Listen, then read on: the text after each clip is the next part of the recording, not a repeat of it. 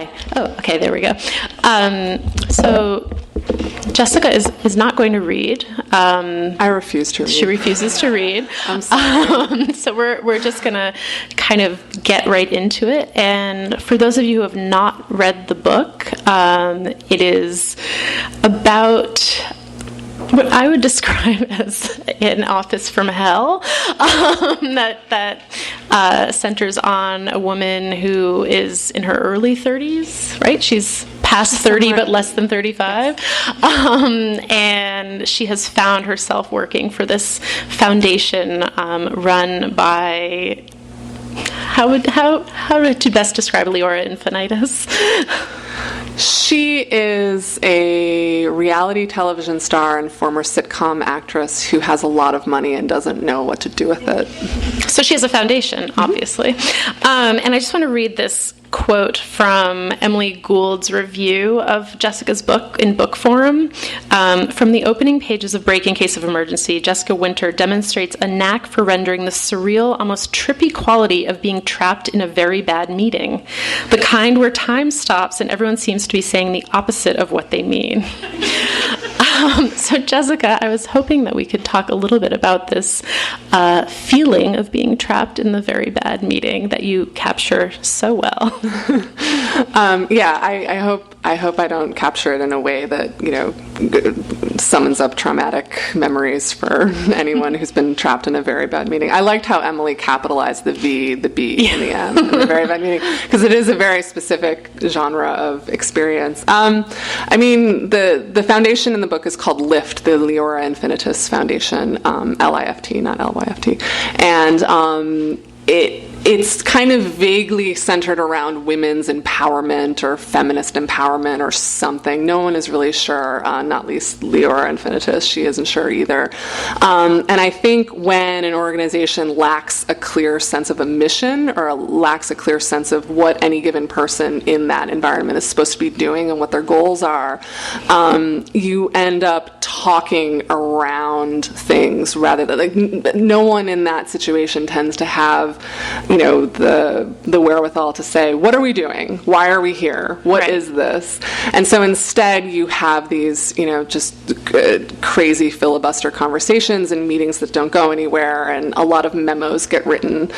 I have had proximity to these sorts of situations. That was what I was trying to capture, and I think my protagonist is someone who lacks a strong sense of self. I think that's her central battle. I mean, she has plenty of battles to fight, but I think that's the big one for her.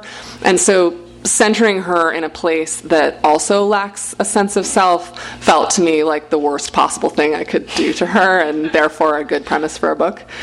Yeah, I mean, I was kind of constantly wanting to shake Jen and, have her talk back to Karina, who is her boss, her direct boss, who is kind of a monster. Yes. She's passive aggressive. She's undermining. She bullies Jen, and she really seemed like the extreme version of a horrible boss. Can you talk a little bit about what you were drawing on, if anything, for Karina? Yeah, of course. I think I wanted to, and we should add the caveat that having a relatively nice white-collar job in New York City in 2009 would be for a lot of people a very privileged position, and I don't want to lose sight of that as we have this conversation. So, with that framework in place, I wanted to create a really bad boss, and a bad boss whose behavior and whose actions would underscore the protagonist's sense of privacy and her own sense of physical failings. Jen is trying to get pregnant. She's struggling with infertility, and she's working in a place that is obsessed with quote-unquote authenticity and obsessed with being honest and being open and just let it all hang out. And I think if you work in a really healthy environment with healthy human beings, that can be fine as long as it's not coerced. But in this environment, it's coerced, and it's coerced most blatantly in Karina, who is her boss, who wants to know, why were you 12 minutes late to work today? You obviously had a doctor's appointment. Why don't you tell me about that? There's a lot of that kind of, what are you hiding from me going on in this environment? Because the people in this foundation mistake secrecy and shame for a sense of privacy. And I think in a larger sense, there are just a lot of workplaces that, and I'm extremely fortunate that I do not work in one of them. I work in the opposite of one, where it's not respected that people have bodies and minds and lives outside of the office. And this whole love what you do what you love thing, I think can be really toxic, where you're supposed to give all of yourself to your work and your colleagues. I don't think that you should be obligated to do that, even though that's kind of a feeling that's really taken way too much hold, I think, in the culture. So I think that was what I was trying to bring to an extreme in Karina. And why did you make the entire workplace female? I mean, I think part of it was just prescriptive. Like, there's a lot of decisions that, I mean, you know this, you just finished a really awesome sounding novel. Like, there's all these decisions that you have to make, and the best decisions that you can make just kind of like whittle away other decisions. And so making it all one thing, making it homogenous in that way, was one decision that kind of simplified and clarified things.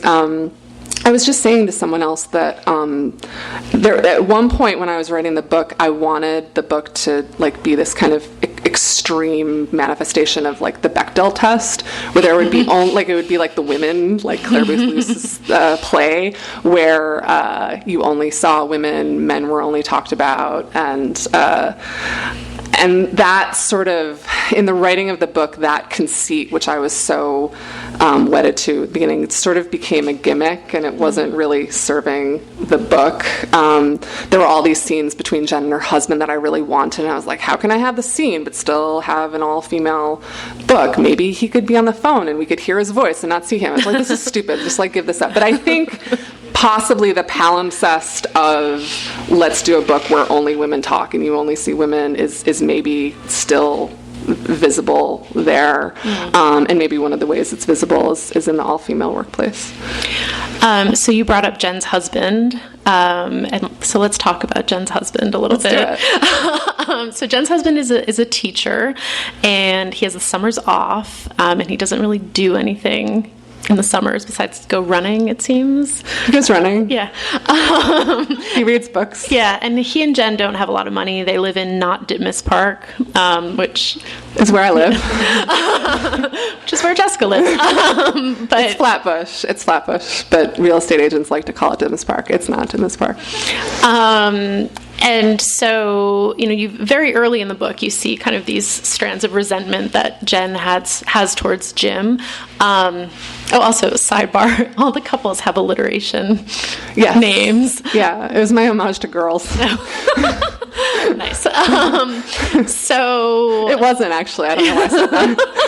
It had nothing to do with Girls. It was not her homage to Girls. So I just wanted to talk a little bit about their relationship and what it means for Jen to be married to this guy who it seems like she doesn't really respect. Oh, really? You think so? Yeah. Oh my goodness. Okay, that's really interesting. I thought, I'm so excited to be here. She had. Well, I don't want to get too spoilery. No. Oh, we can totally get spoilery. Okay. Sorry. So, living in New York City is weird because there's a lot of money, and you don't know where the money is coming from necessarily. Like, all these bills are getting paid. These apartments are being lived in. This travel is being taken. But how? Is it a trust fund? Does the person next to you make way more money than you do, and like you just haven't figured it out yet?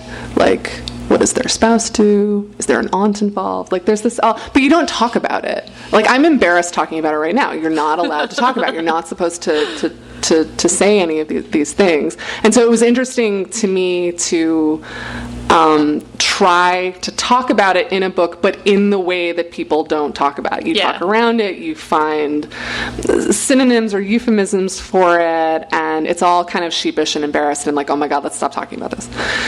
And that comes to the fore with Jen because, she has wealthy friends, as anyone in New York, as a lot of people in New York City do, and there are all these social stratifications between her and her friends that weren't necessarily visible in college or in their 20s, but once people start getting married and they start buying apartments and they start having children, those differences, those levels of status and privilege become very visible in ways that can be jarring if you have chosen to be kind of blind to the fact that they exist at all.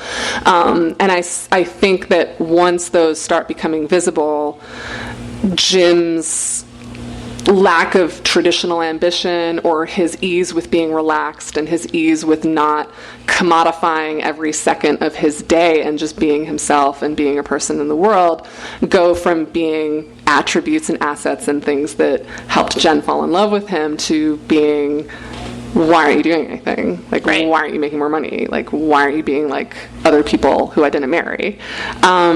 And I don't think that translates as lack of respect, so it's heartbreaking and fascinating to me that you think that. But that's the thing. I mean, I really, really, really wanted to write a book that had lots of blank space in it, and you could decide, what your judgments of these people were and whether or not all the endings were happy and whether or not people really loved and respected each other. So I am genuinely happy and sad to hear that.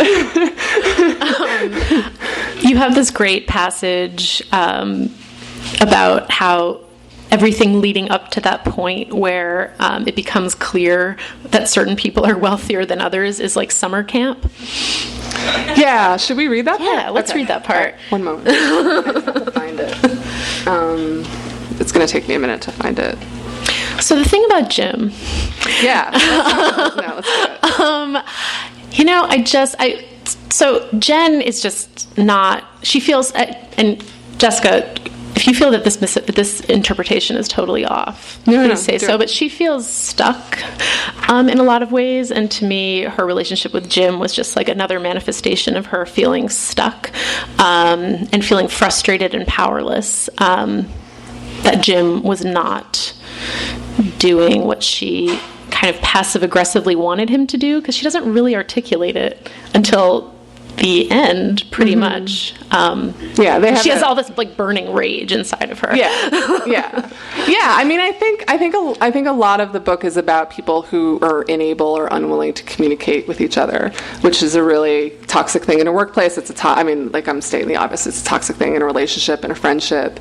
But I also think, I wanted people to want to wring her neck sometimes. Like, I wanted Jen to feel like a friend. I wanted her to feel like someone you really knew, who you really loved and cared about and, wanted to be with as a friend for the rest of your life, but who you just couldn't understand sometimes why she was behaving the way that she did. And you would want to wring her neck sometimes, and you would feel like Jim sometimes around her.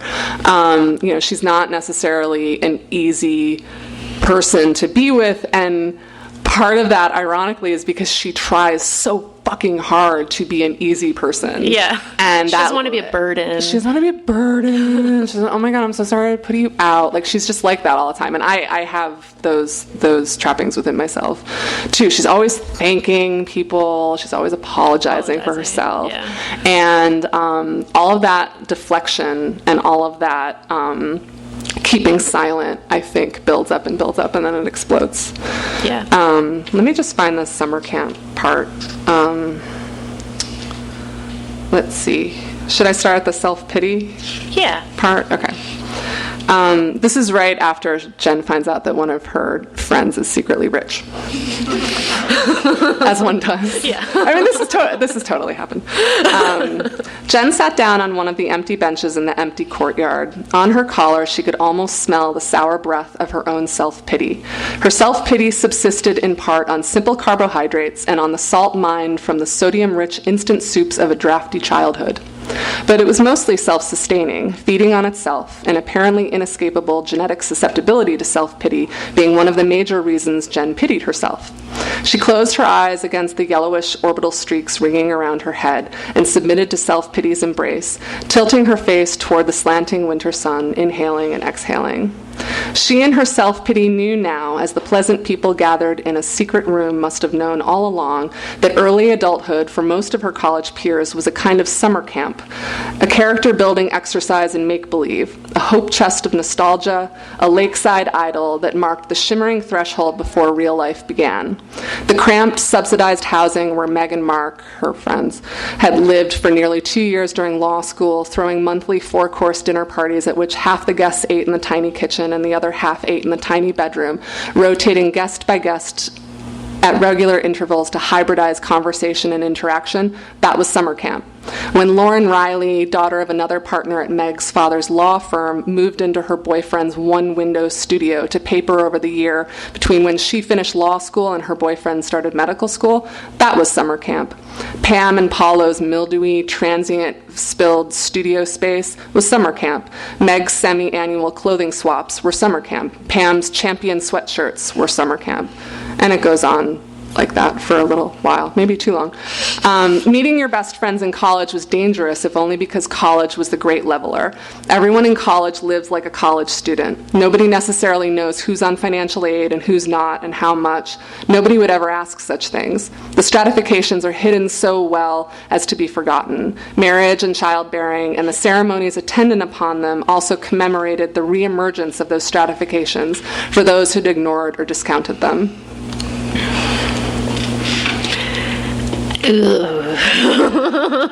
So the moment I knew that I had the right agent, like I'd already signed with my agent, but the moment I was like, yeah, was I was just telling my friend Siobhan this morning was we were meeting with an editor and my agent, Claudia Ballard, said, reading this book sometimes, it makes me uncomfortable. And she, made this flinching motion. And I was just like, yes, I really wanted that. For better or worse. So I think we're going to take some questions, actually, from the audience, if there are any. Hi, yes. I'm visiting from Brooklyn. I live in New York. What is to be done about this stratification? What do you do when you realize that your friend has an apartment because their parents put the down payment down for them? There's nothing you can do. You read a novel. No, and it's, there's nothing to be done about it. And it's not that big of a deal. It's not, as problems go in the world, it's 1 billion or something. But it's a weird feeling. You feel caught out by it. You feel like you've been walking through your life blind or something. And yeah, but no, there's nothing you can do. Sorry.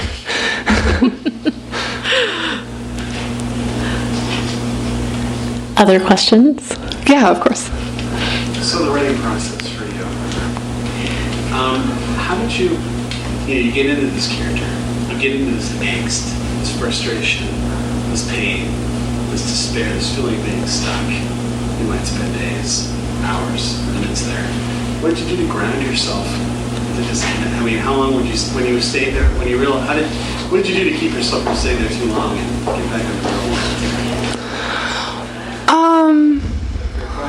No, it's a totally fair question. I never internalized any of it. It was just a set of problems to be solved. Once I had figured out what the book was, it was just how do I get from A to B to C to D?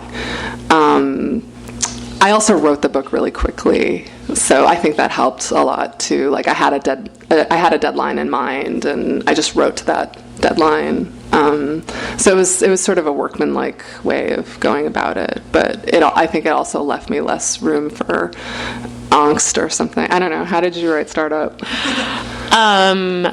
I physically wrote it in the morning and on the weekends. mostly. And then I took 2 months off and finished most of it. But I didn't. Yeah, that was pretty much how I wrote it. I don't think I wrote it as fast as you. It sounds like you wrote yours pretty fast, but. I know people who literally, like, they set a timer in the morning, 60 minutes. They wake up, before they go to work or before the kids are up or whatever, and they just write. I could never do that. I need, like, big blocks of time to work and, like, circle around something and procrastinate a little bit before I get into it.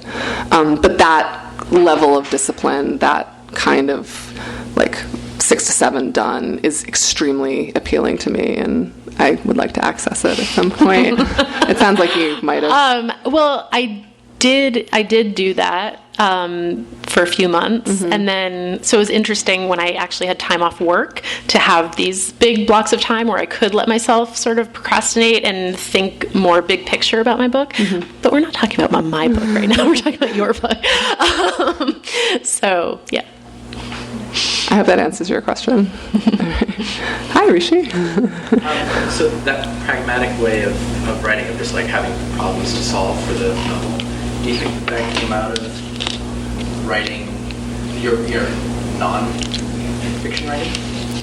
I definitely think it did, and I don't think it's a coincidence that I started writing this book right around the time I started working for Slate, which is an online magazine, and there's just no margin for messing around. Like, you have to sit down and write, and, like, your writers have to sit down and write, and you have to edit them, and you have to, like, get that stuff online immediately, and there's just no space for you just have to get it down and not worry about it being perfect. And the thing is, if you get down and not worry about it being perfect, it's going to be 95% there anyway. And sometimes if you torture yourself about it, making it perfect, it makes it worse. So I think that gave me, like, a freedom that I wouldn't have had otherwise. And I think by the same token, I think I had never written fiction before. I was in my mid-30s before I started writing fiction, and it had never occurred to me to write fiction before. And something about finding a totally new way of writing really rejuvenated writing nonfiction for me too. Like, it just made everything more exciting. It's like, oh, there's this whole other. I don't know if you had the same experience. Yeah, no, definitely. And I think also coming also from an online media background, you do learn that what's that thing that people say, like, done is better than perfect or something like that. Done is better than perfect. Jim Pana, I used to be colleagues with Jim Ponawazik, the New York Times TV critic, and he would always say, don't let perfect be the enemy of good. Yeah. Or something, which is, like, always in my head. So you become less precious about your writing, which I think is really important, and kind of getting over that psychological hump of being inhibited is really important, and just producing and then thinking, as long as I have something, I can go back to it. But you need to have that something. That reminds me, actually, the best writing advice I've ever heard was, someone help me pronounce his name, Zizek, Slavoj Zizek. Did I get that right? Okay. There's a documentary about him, and he says, someone asks him about his writing process, and he says, I don't write. I take notes, and then I edit the notes, and I just skip the writing altogether. And that really stayed with me, and whenever I'm stuck, I think about that. And I've, like, never read his writings and don't really know how to pronounce his name, but I'm grateful to him for that. Yeah, I think if you're feeling stuck, the best thing to do is just start writing anything. Just blather and nonsense. Yeah. And just having something to go back to, however horrible it is reassuring. Yeah. And work for a blog for, like, 6 months, and then you'll be like, oh, okay. Yeah. Other questions? I have a question. So the book is so satirical, and it's funny, and there's this sort of ridiculous workplace that the heroine is kind of mired within. But then at the same time, there's the story of the heroine's fertility journey, which is really very sad and very frustrating. And I just wondered how you kind of managed to get those tones. Like, it seems like things it's a very hard balance to strike, and I wondered if that was something that was on your mind as you were writing, just sort of go between the really comic pieces and then also, you know, after the thing that happens, how to sort of bring the reader back from that. Yeah, we're among friends here. I will spoil the exact center of the exact center of the book is that the protagonist Jen has a miscarriage, and it's a desperately wanted pregnancy, and it's fairly. She's fairly progressed in the pregnancy. It's not an early miscarriage per se, and I was aware that it was a mostly comic book, but like this thing had to happen. It was one of the first scenes in the book I wrote, actually. Like I wrote the end first and I wrote the beginning, and then like there were a few scenes where I was like, okay, I have to like get this down because this is like one of the milestones in the book, and that was one of them.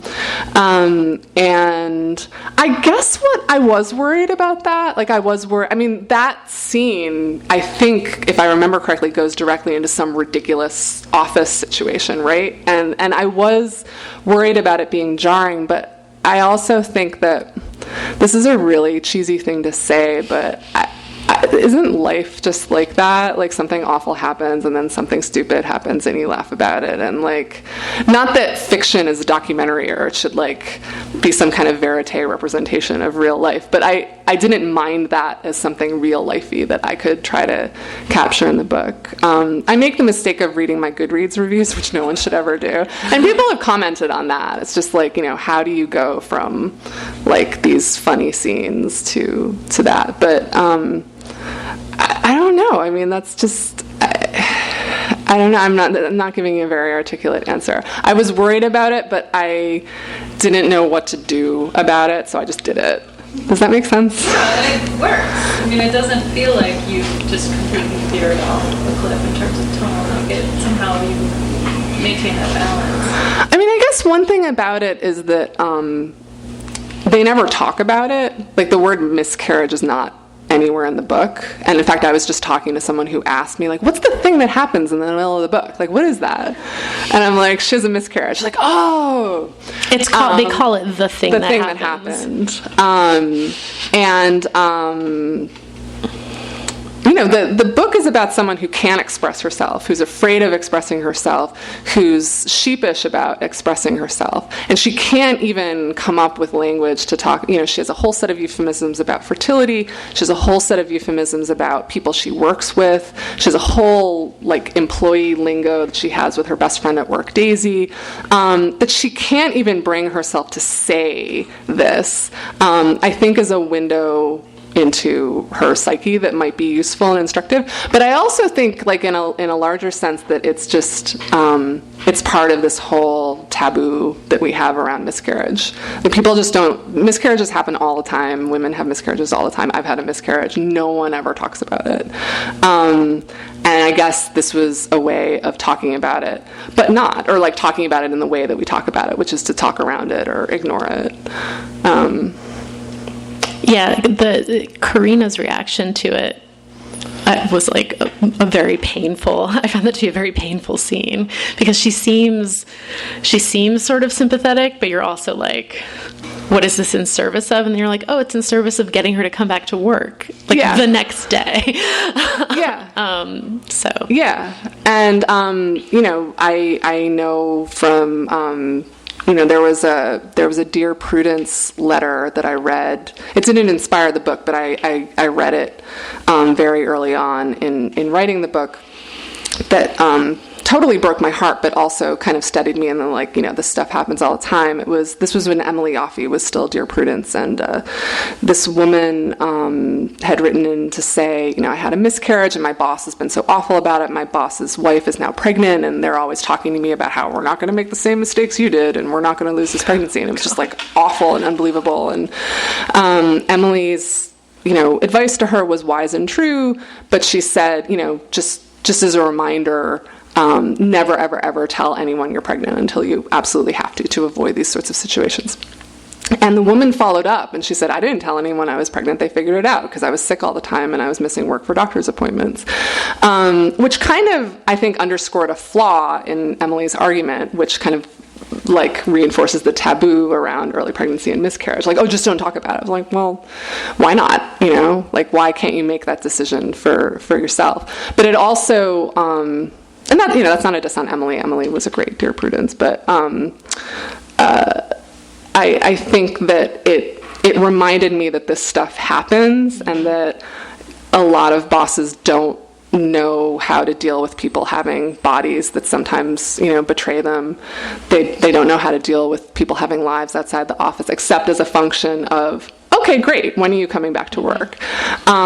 So I just kept that in mind. Like, whenever I wanted to soften it a little bit, like, oh, is this too unrealistic? I just tried to remember that letter. Let's please not end on this note. I hope someone else has a question. Please, really another question. Zan, yes. Thank you. Question. But my favorite part of the book, or one of my favorite parts of the book, was the way that you write specifically about the two women who are her closest friends, and about sort of the dynamics and complexities of like multi-person friendships. You know, where like the observation particularly that like in sort of a group of friends, everyone thinks they're the odd one out. You know, they see the commonalities between everyone else, and they're like, well, everyone else is like the artist, and I'm the weirdo, or like everyone is the, you know. Anyway, I wonder if you could talk a little bit about those friendships and how you thought about them in the writing, and why two friends. You know, I think so. Jen, Pam, and Meg are the best friends at the center of the book, and they're very different people. And I kind of wanted it to seem a little weird that they were friends, because I have friendships like that where I'm just like, wait, why are we friends? This is awesome, but like I can't remember why we're friends. You know, like I love that so much. So there was a little bit of that spirit that I wanted in it. To be honest with you, you know, aside from that resonance with my own life, those relationships were the hardest ones to write in the book for me, because I did not want to be accountable to any of my friends for using our friendships as fodder, or, you know, using, like, it might have snuck in like subliminally without me realizing it, but I really, really didn't want to be using any of my friendships as material. And so I wanted to create three people whose relations to each other were, you know, really and truly made up. And those were the relationships and the scenes that I had the most anxiety about. You know, I wanted them to love each other to pieces, and for us to realize how close they were in college and how hard they were fighting at times to stay as close as they were in college as their lives diverged, as, you know, their statuses in life diverged. I wanted you to feel, as flawed, I think, as two of them in particular are. I think one of them's like a better person than the other two, but I won't say which. I wanted you to love them, and I wanted you to root for them to stay friends. And I guess that's what guided me. I don't know if I'm answering your question adequately. What do you think Jen's doing right now? Oh my goodness. Oh